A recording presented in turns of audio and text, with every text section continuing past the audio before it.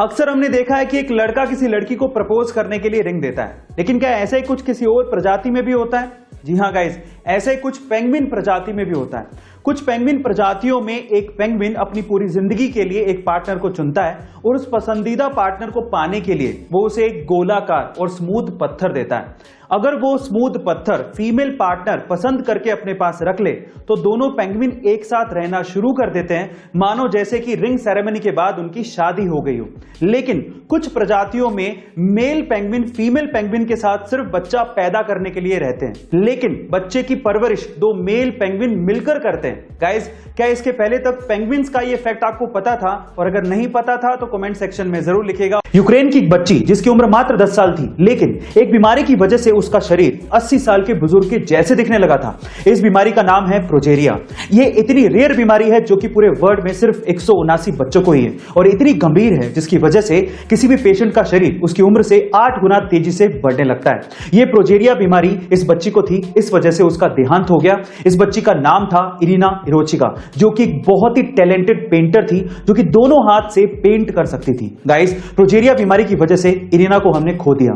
तो चलिए इस टैलेंटेड पेंटर के लिए जिसे हमने इतनी जल्दी खो दिया, उसके लिए चैट में लिखते हैं रेस्ट इन पीस इरिना।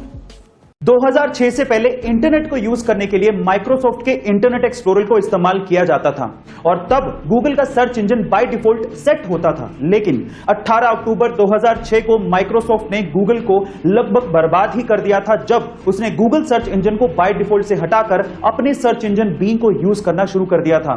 तब गूगल को 300 मिलियन यूजर्स का नुकसान हुआ था। गाइस, अगर तब सुंदर पिचई गूगल में ना होते तो शायद आज गूगल का अस्तित्व खतरे में पड़ जाता, क्योंकि तब सुंदर पिचई की अगुवाई में गूगल ने अपना वेब ब्राउजर क्रोम 2008 में लॉन्च किया था, जो कि आज दुनिया का नंबर 1 वेब ब्राउजर है। अक्सर जब आसमान में बिजली चमकती है तो हमें कहा जाता है कि आपको उस टाइम पे मोबाइल यूज नहीं करना चाहिए, लेकिन ये एक मिथ है।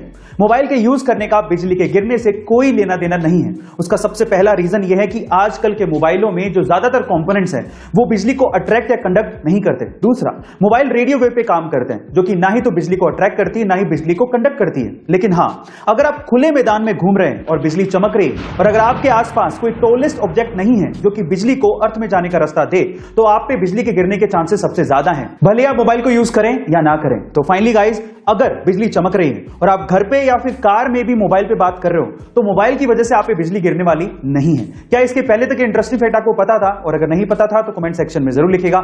इलेक्ट्रिक व्हीकल आने वाला भविष्य है और बड़ी बड़ी कंपनियां इसमें अपना हाथ आजमा रही हैं और उनमें शायद सबसे आगे है BMW, क्योंकि BMW ने रिसेंटली अपने इलेक्ट्रिक स्कूटर के कॉन्सेप्ट को जमीन पर उतार दिया है। गाइस, इस इलेक्ट्रिक स्कूटर का नाम है BMW CE04, जिसका डिजाइन इतना खूबसूरत है कि उसके डिजाइन से मुझे प्यार हो गया है। पहली बार इस स्कूटर को देखने के बाद आपको हॉलीवुड के किसी साइंस फिक्शन मूवी के सीन की याद आने लगेगी। गाइस, इसमें नेविगेशन सिस्टम और स्मार्टफोन कनेक्टिविटी के साथ एक बड़ी TFT स्क्रीन स्कूटर पर लगाई गई है। इसकी दमदार बैटरी 4.5 घंटे में चार्ज हो जाती है और एक बार फुल चार्ज होने के बाद इससे आप 130 किलोमीटर तक का सफर तय कर सकते हैं। इसके डिजाइन को देखते हुए ये अंदाजा लगाया जा रहा है कि इसकी कीमत 2 लाख रुपए से शुरू होगी। गाइस, आपको BMW का इलेक्ट्रिक स्कूटर कैसा लगा कमेंट सेक्शन में जरूर लिखिएगा और ऐसे अमेजिंग वीडियोस के लिए शेयर, सब्सक्राइब एंड लाइक। मिलता है अगली वीडियो में।